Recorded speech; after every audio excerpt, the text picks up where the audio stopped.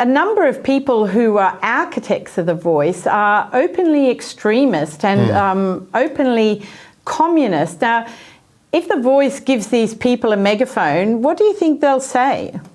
Well, we have a very specific political concern from a Jewish community perspective, and that is we have seen some of those extremists to whom you refer take a very hostile to Israel approach.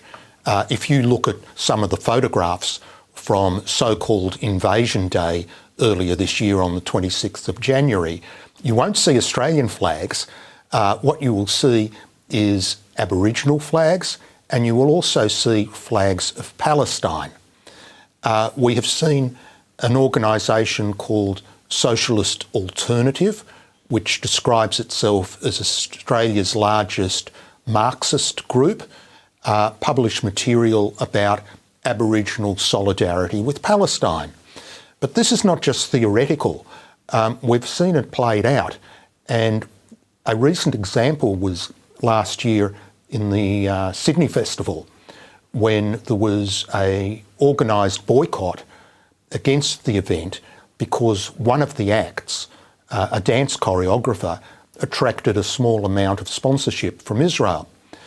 And the activists started to pressure all the artists that were booked for the festival, and nearly all the Aboriginal artists joined the boycott.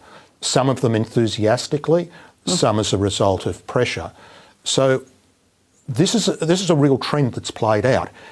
If we give these people a special role, a special leverage to advise the Parliament and to advise the executive government, we think that there is a very high risk that that advice could contain recommendations for policies more hostile to Israel.